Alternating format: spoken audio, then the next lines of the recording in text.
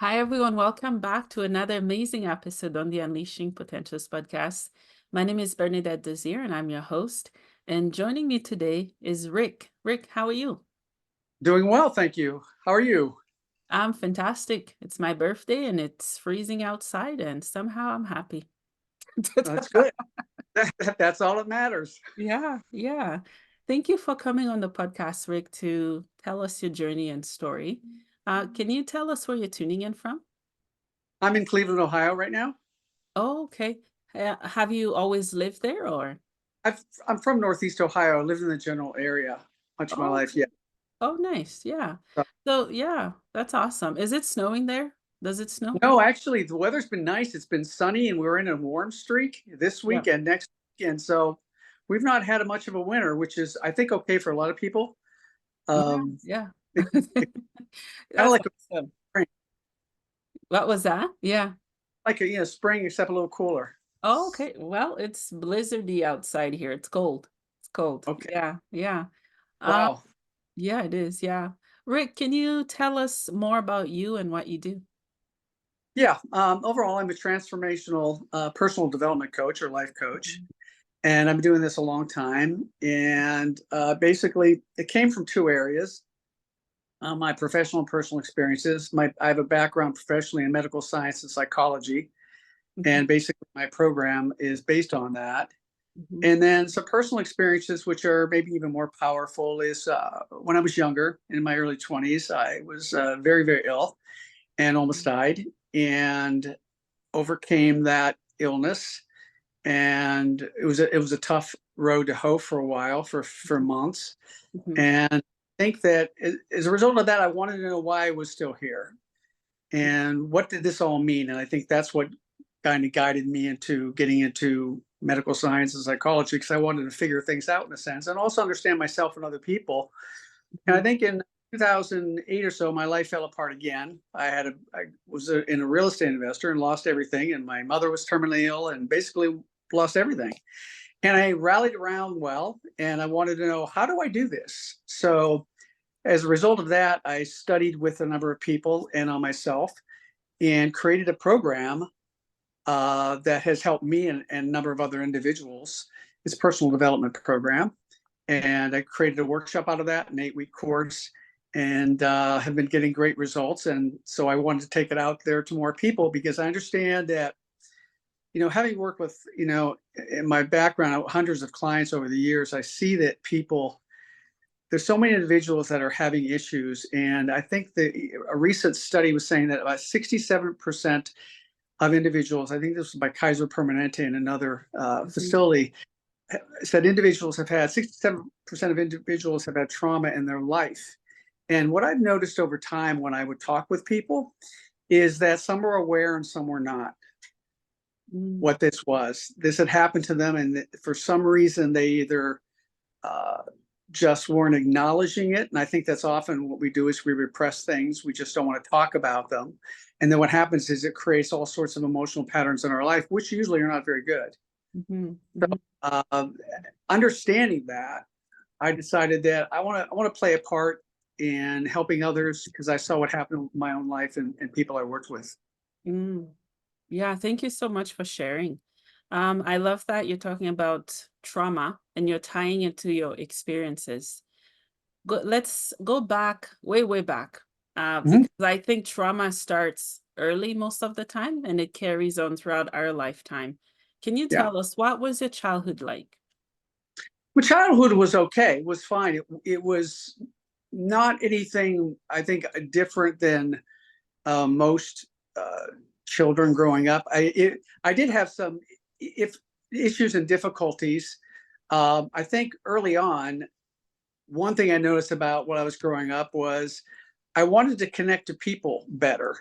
And so I remember when I was a young man in high school, and I got a book called How to Win Friends and Influence People. Mm. And as a result of that book, I digested that book and I practiced that book, and my life began to change. Mhm. And what was, I just wanted to connect to people better. And I really enjoyed that process. So that led me okay until I was like early 20, 21, 22, when I became very, very sick. And then that was a life-changing, life-altering experience, which you either have two things to do. You either overcome it or you let it play out in your life and you live in a lot of negative emotional patterns, Mhm. and that you recreate a lot of negative things in your life and you just kind of stumble and bumble through without really creating a life of who you are, what you want to be. And I said I didn't like the one, so I said I'm going to focus on creating a very good life. Yeah, I love that.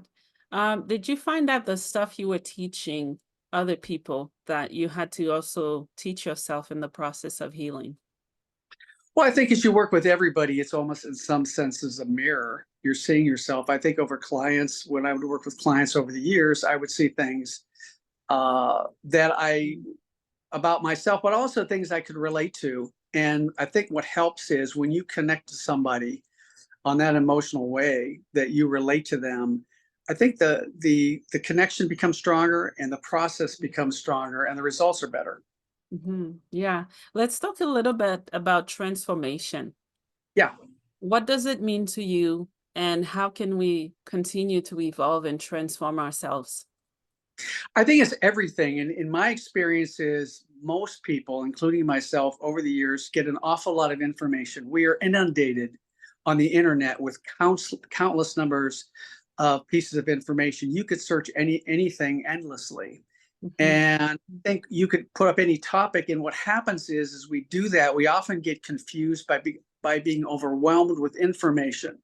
So when you're locked into that pattern, it's almost like going to an event for a day or a few days. You get a lot of information and you feel good. When you come home, nothing changes. You revert back to the same thing. So what I wanted to do is, and I experienced that for myself, and when I put my program together, I said, what is so important to me is not information, but transformation. What is that? That simply is that when we identify who you are and what you want, you actually become that. And we show you the guide, the way, and the techniques on how to do it. So that's very interactive. And it's not someone just we're listening to just information. We're actually becoming an active part of that. And Mhm. it's almost like I could talk about riding the bike or I could ride it. Mm. Yeah, I love that. You mentioned who we are. I think we get programmed so young, Yeah. and as adults, we lose ourselves. How do Yes. you help people find themselves again and love That's who a they are? excellent question. What I have is I give you a little idea of what I have is I have a program, Mhm. and it's based on a GPS system. And what I ask people, because most people would come into when I would over time I would say, what is it you want in your life? And they would identify something either in their career, finances, relationships, or something about themselves. Mhm. So what happened is everyone comes in, everyone wants one thing in life, and it's clearly to be happy, to feel good. And that's what I refer to as prosperity in any area of your life. But Mhm. when I ask people, I said, you know what? I want you to think of this work as a GPS system. When you get in your car, you ask Siri or whatever, the first question is they ask is, where do you want to go? Now, it's not a general question. It's not a certain county or a city or a street. It's an exact location. And I think that's the first thing when I work with people, we get a really clear idea of who you are and what you want. For many people, maybe this is the first time they've ever done it. Then we do is the second thing it asks you is where you are right now. And when I use that analogy, it's not a physical place, but where you are right now is what are your programs? What are your subconscious programs? What are your belief systems? And again, I think most people, including myself, I've not really worked with anybody yet who actually knows all their programs. So Mhm. we get a really clear identity on what that is. And most of those programs are very limiting beliefs. Mhm. There are things which empower people. So what we do is I really get you to look at consciously to identify what it is. And then what we do is we map out a route on how to go from where you are to where you want to go. And what I do is I use basically 5 emotional patterns. I call them the 5 Ps. And the first one is pain, and that's the lowest level. And that's where the subconscious programs and limiting beliefs are. Then the second one is passion. And passion is not just heart centered energy, but it's actually the feeling level of the body, which I think most of the time we don't understand or utilize very much. Yeah. And then the third one is power. Power is typically thought of as mindset. Then the fourth is purpose. It's my intention and why I do anything. And if I have all those four in aligned and understanding, then prosperity, which I'm wanting to achieve, will naturally happen. Because everything I work with, I get people to understand, is everything is vibration and frequency. And too often we just talk about mindset, which is very powerful, but we do not understand the connection, because mindset is essentially the power of the brain.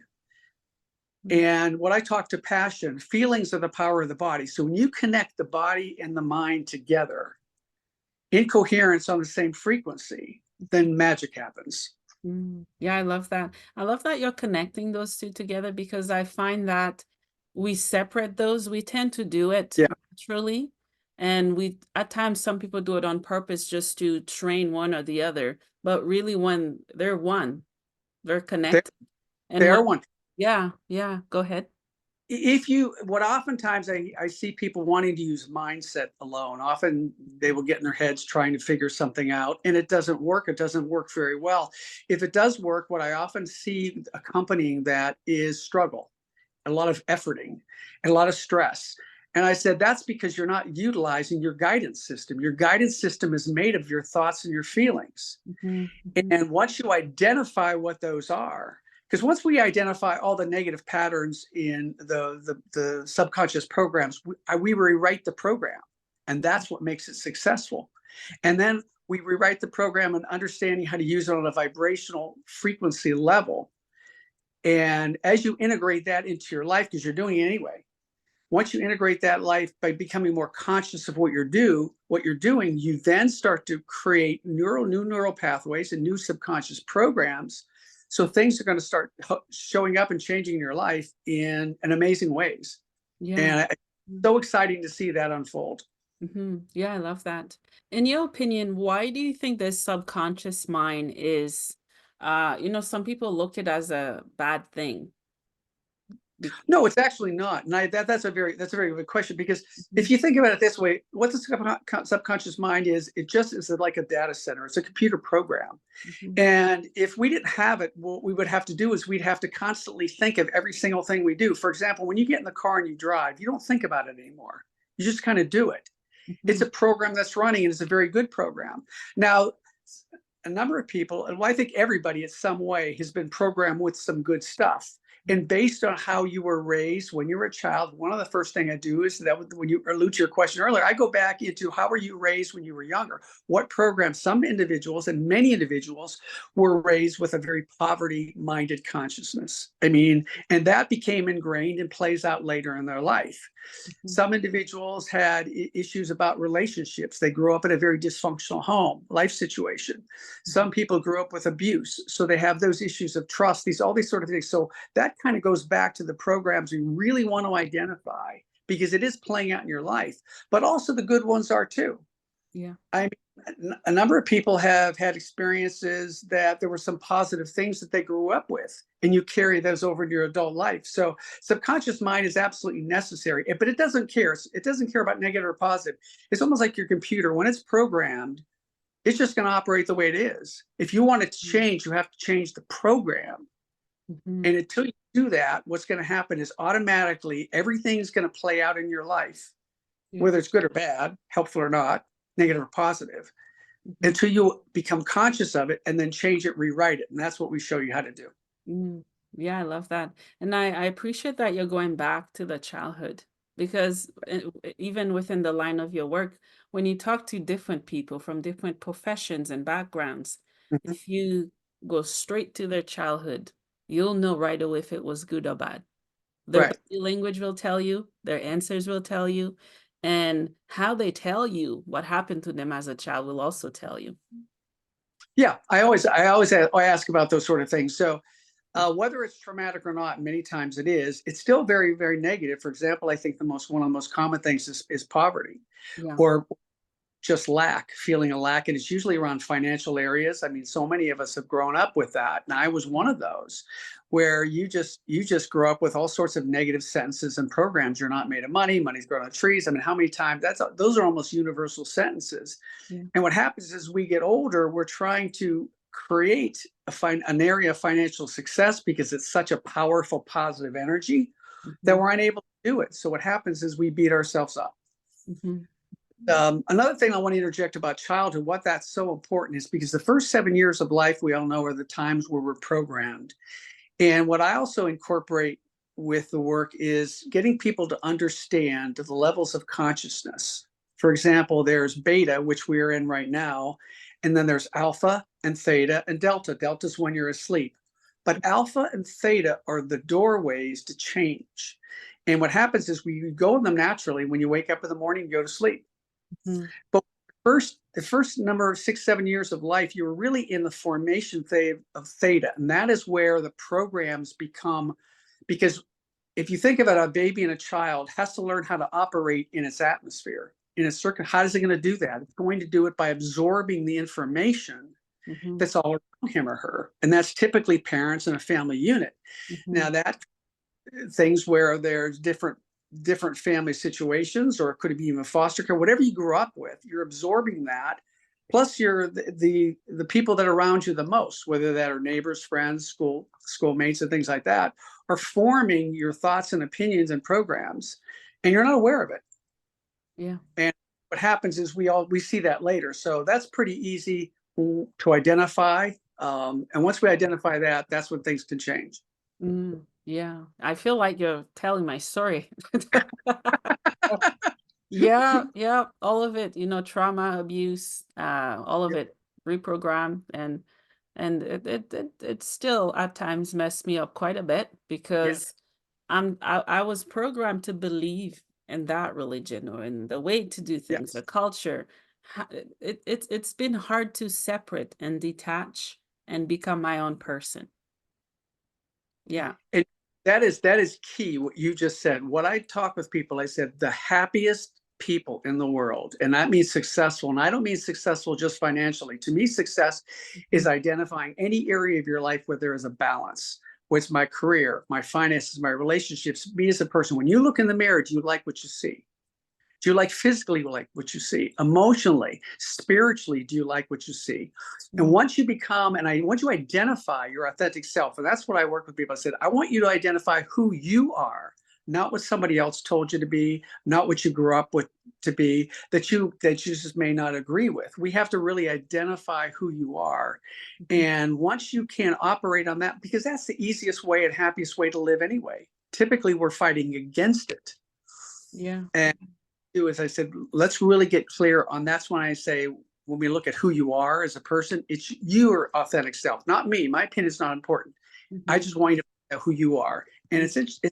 it's sad in some ways to see how many people not only haven't identified it, but even if they have, there's still a lot of resistance around becoming that.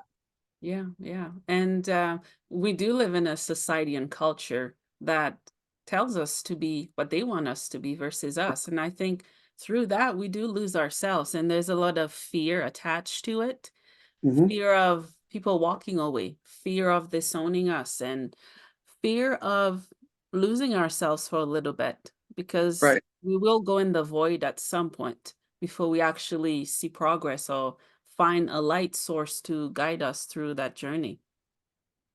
You're right. I mean, it's so important to become conscious Mhm. of what the programs are and what is going on in your life. And many times, even though subconscious programs run 90, 95% of our life, probably more like 95, that time when we are conscious is so important. And what I see most of the time Mhm. is people aren't trained to be consciously aware, which is like you think that you are. You're awake, but you're not aware of what's going on, of your surroundings, who you are. And we often play and look at what is in our life, our 3D world, our as is world. Mhm. And what we're trying to do is we're trying to manifest something different than that. And you can't do that if you're focusing on what is. Mhm. How you create something is through the imagination. Yeah. And that's how he's created everything. Mhm. Mhm. Yeah. So it's a very powerful. One thing I do is that I hold up an iPhone and I say, can somebody give me an iPhone from 2002 or three? Mhm. And no one can. I said, why not?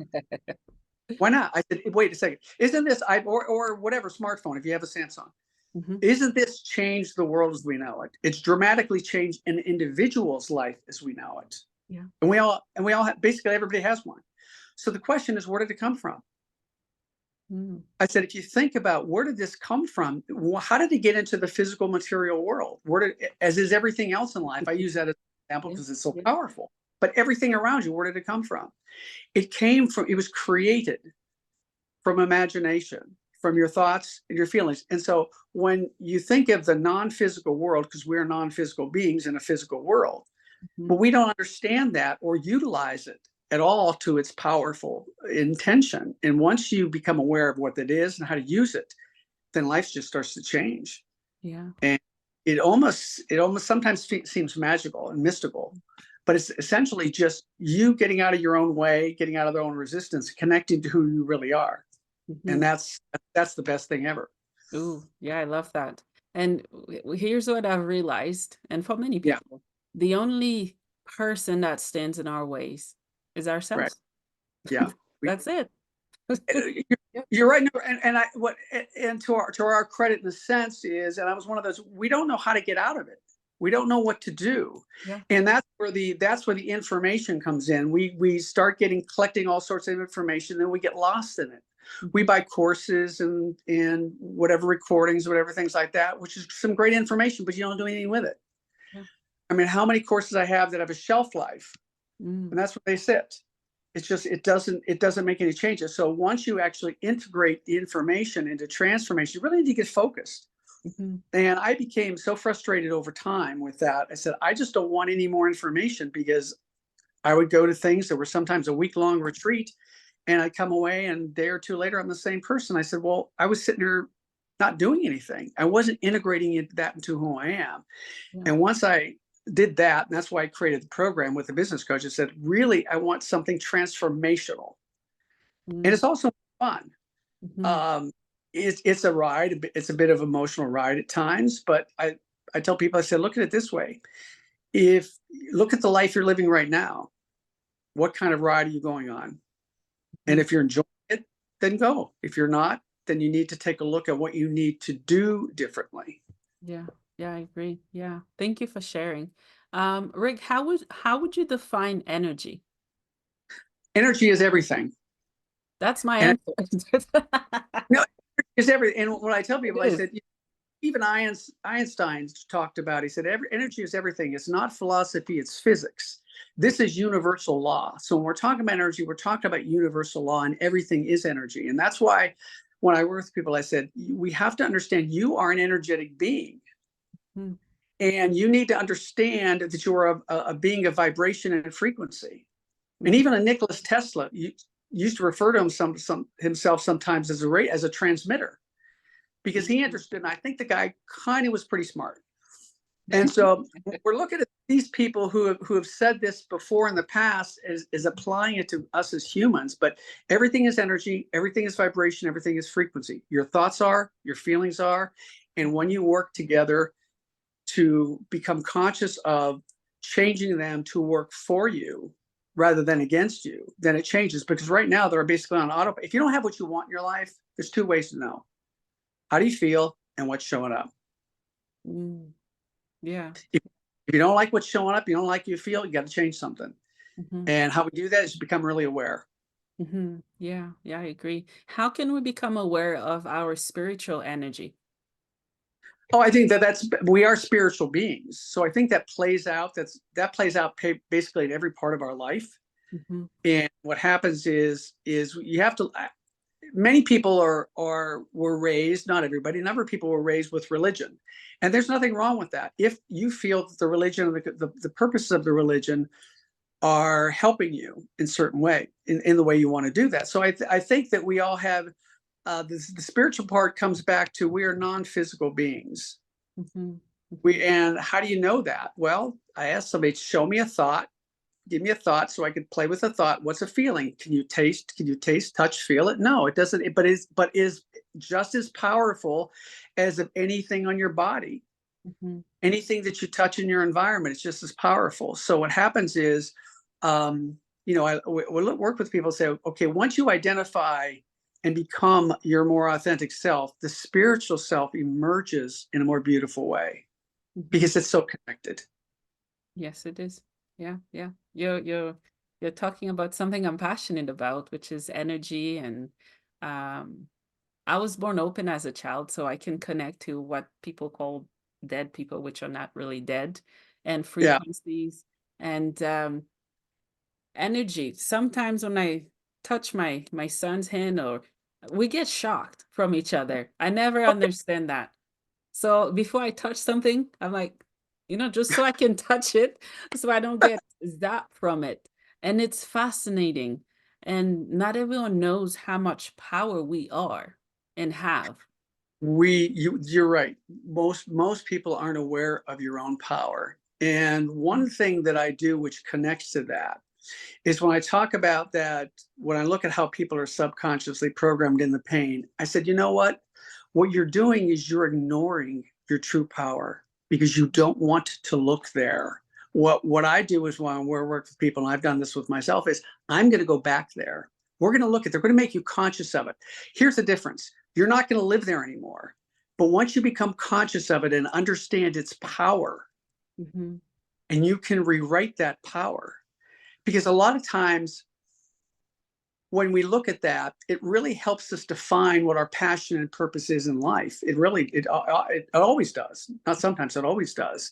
And when we do work together, that starts to unfold and people get really clear on it. And there's like a lot of aha moments. Wow, now I make this, now I make sense of this, now I make the connection in it. Mhm. Because as bad as you may see it may seem to you, first of all, it's perception. I mean, two people have the same incidents and it just have a different experience with it, or perception. So it doesn't matter. It only matters what your perception of that event was. Mhm. And that's what you need to start with. And that is where we start with your true power.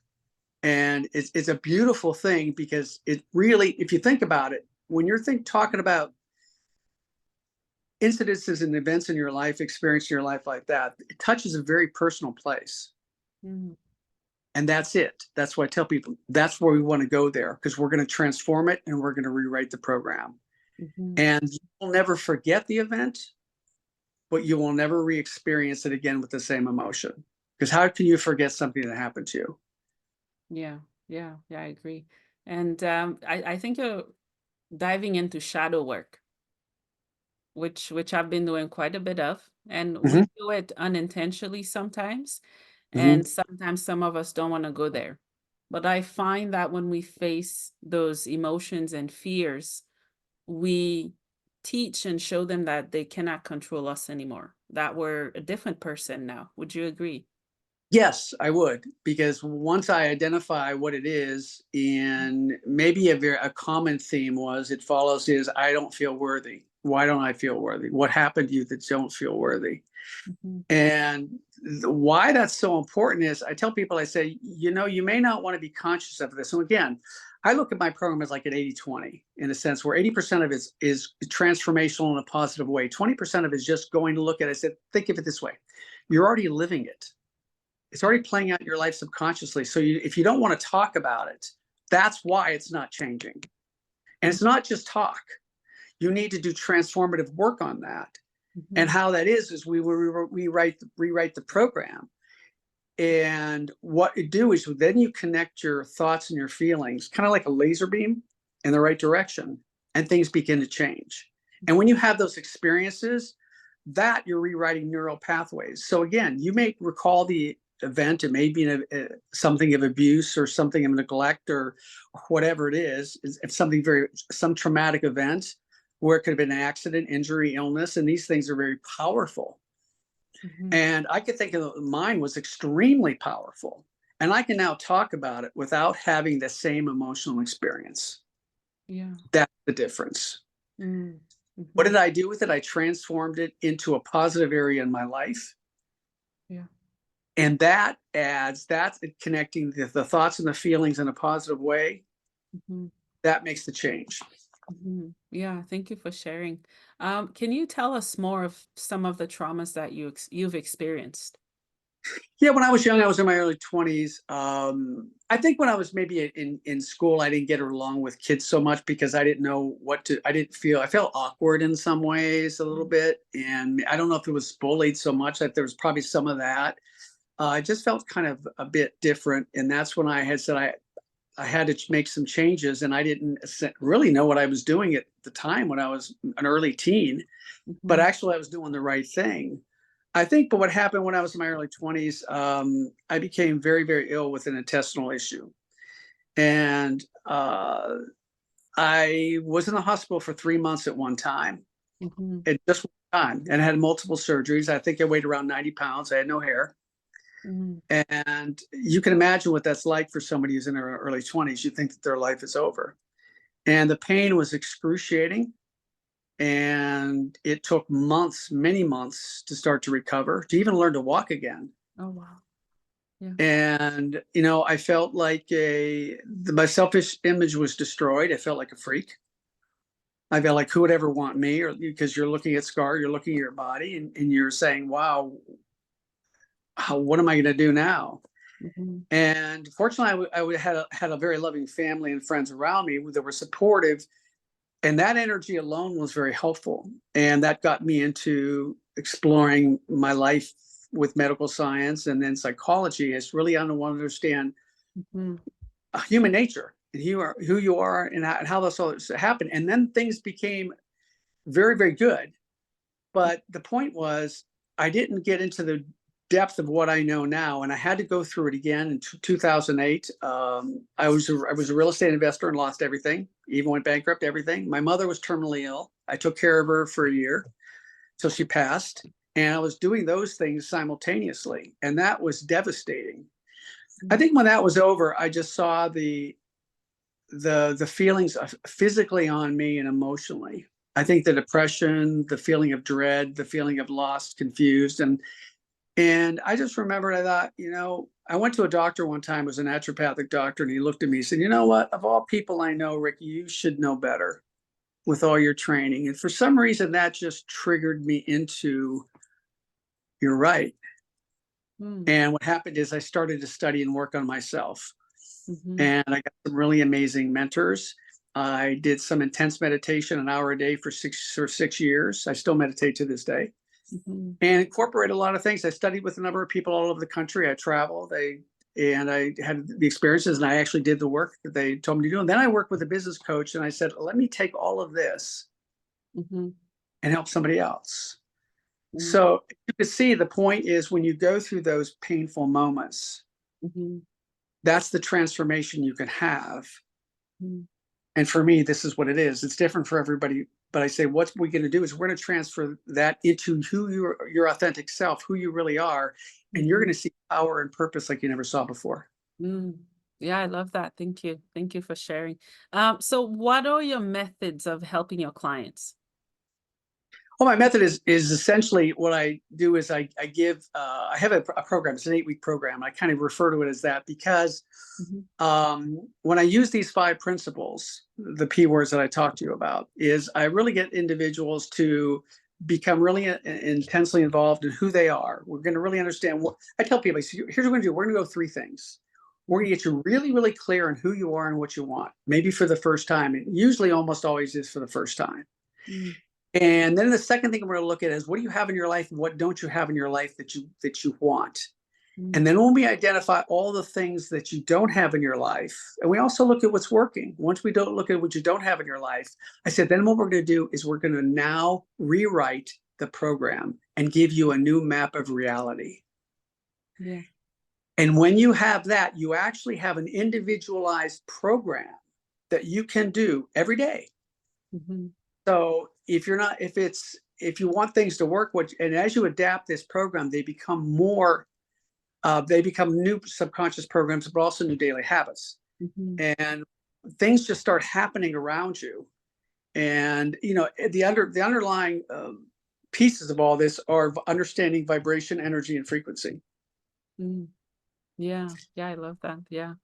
Which I think so many people struggle to understand those, not Right. because they're not capable of, we have a hard time believing things we can't see. Let's just put it that way. You're right. Like energy. If I say energy, there's so many different connections to energy. The light, the heat in my home, the car driving, our physical body is energy. Otherwise, it wouldn't be function. There's so Exactly. much happening that we don't even see. We eat and we process the food and our heart's beating all the time, right? Right. Mhm, It, mhm, that's, it goes back to, we often look in our as is world, our 3D world, mhm. and what we're doing is we're looking at what has already occurred in our life. And actually those manifestations that's done. That's old news. What we want to look at, give people say, what we want to look at is what is you want to create in your life? What is it you want? Focus and become that. And Mhm. that actually is the work. And what, as ever is that when if you want to feel abundant, if you want to have abundance, you got to feel abundance Yeah, first. yeah. If you want love, you first have to feel love first. See, the law of attraction, that's the way it works. It doesn't work the other way around. What we want to do is when I get that, I'll be happy. No, Mm, when you can become happy and feel that in your life and become that in your life, it has to show up. And how does it do that? People say, well, is it magic? And I said, no, think of it this way. If everything I want is, and I use the emotional scale, if everything I want is makes me feel good, in fact, if tell me something that you want that doesn't make you feel good. And I haven't had anybody do that yet. So mm, if everything I know that I want makes me feel good, where is that on the emotional scale? It's on high vibration. mhm. So if I start to understand and operate on high vibration, what I want is going to come to me, and how is it going to do that? And then when you have these, it's going to do that by intuition, inspiration, rendezvous, synchronicities. Mhm, mhm, People are going to pop up. Ideas are going to pop up. Things are going to show up in your life, which is going to guide you. And this is where your guidance system comes in. When you become conscious that your guidance system takes you there, and mhm. there's where the answers are. But Yeah. so oftentimes people, I work with this all the time. In fact, I had a client message me the other day. I said, you have got, it was going on and on with some things. And I said, because you're in your head, you don't have the answer. Mm, So what happens is we get into that loop. We're trying to figure it out. We can't do it. So we work harder. We try to figure it out more. And what happens is you go in a vicious circle. And I said, that's exactly what you need to stop. mhm, mhm. So Yeah, once you get out of your head, mm, and I used a couple of ideas and techniques with him. He goes, yeah, that works. Got me out of there. I said, then the answers came. He goes, yeah, the answers came. So wow, there, that's awesome. That's really cool. Yeah. So do you work with your clients over Zoom or in person? Do you do oh, workshops in person? yeah, what I'm doing is I'm actually taking this. What I was doing was locally, and I had so many people. They're telling me you got to do this out there. There's so many people that would. Yeah. And I in my I was like I kind of realized that on one way, but I thought, okay, how do I do that? Because I was working with people and working. I work on myself every day. I'm my number one client, Mm, and make myself better, improve better, or just how do I tweak something or become aware of something. And remember, we evolve over time. I just want to add this because once you are in whatever you are right now and whatever you want to achieve is a different identity. mm, And if you don't become that identity, you can't do it. So that's why I do continue work. So yeah, I do work with people, some one-on-one locally. I'm looking to do some Zoom groups call, and I've done workshops before. Those are a lot of fun and mhm. also very powerful. Yeah. So I'm looking at doing all that and now taking it out there more. So Mm, more people, those experiences. yeah. Yeah. Because I think a lot of people internationally will benefit from the work that you're doing. Yeah. I, I agree. There's so many different cultures that I find, first of all, I find different cultures fascinating. Mm, I think that me there. Well, as I was growing up, is my mother was from Europe, so we had a very traditional, old European, not American, mm, family life. And then I realized that is a culture. But one thing I was wonderful about her, she exposed us to all different cultures mm, because we had friends of all kind, and that was really cool. mhm, Because to me, everybody's the same. They are. We're mhm. all. I think we focus on our differences when we're all the same. We Yeah. really are. Yeah. It's Yeah. it's so ridiculous. And once we connect to that, which is the majority of who we are, and I think the cultural differences to me are the more fun. I want to know how you did something, or how you cooked something, or how you celebrated something. I mean, there's so much interest and excitement in that. And yeah, I agree. I would love to take this to so many other places and so many other people. Mhm. Yeah, yeah, it would be like a different language for them, right? Because we all process and think differently. Right, right. Mhm, Yeah, mhm, right. I mean, different cultures are different valued and programmed a little bit differently, but essentially it's all the same human experience. mhm, mhm. Yeah, I agree. Yeah. So So Rick, is there anything else we haven't touch on that you'd like to share with us? I think we pretty much covered it all. I think there was a lot of information. So I like to tell people, if you're interested in that, well, let's do some transformation. But no, I really appreciate the time that you spent with me on here. And we went over, I think, quite a few things, and Yeah. hope to value for someone who may be listening to this to get out of that. Yeah. So do you have a website, and how can people connect with you? Yeah. Well, my name is Rick. The last name is Kansa, Kansa. Mhm. And that is rickkansa@gmail. You could send me a direct email. If you want to look at my website, it's myrewiredmind.com. And that's MYREWIRED mind.com. So myrewired, plural, Mhm. mind.com. And there's no website if you want to check that out. I think there's also a questionnaire there. If you want to send me an email, Mhm. if you just want to talk, no obligation. I just love connecting with people, and I know that you put everything out there, and everything comes back to you. Yeah, absolutely. I agree. Yeah. So I have one last question for you as we Yeah, wrap up this episode. What is the meaning of life for you? good question. The meaning of life, I'll tell you what it is. It's like refers back to your purpose, which I refer as the big why. When I talk about purpose, it's also the big why, but it's also intentional why I do everything. Mhm. I think the meaning of life is finding your gift, who you are authentically, and your purpose is to give it away, to Mhm. service to. Yeah, I love that. Thank you. Well, Rick, thank you so much for coming on the podcast. Thank you for sharing your passion, story, and journey. Thank you for having me. I appreciate your time, and I love the work you do, and I know you'll continue doing it. So, and hopefully at some point we'll talk again. Definitely. Definitely. Okay. Thank you so much. Thank you so much for having me. Bye bye. You're welcome. Bye.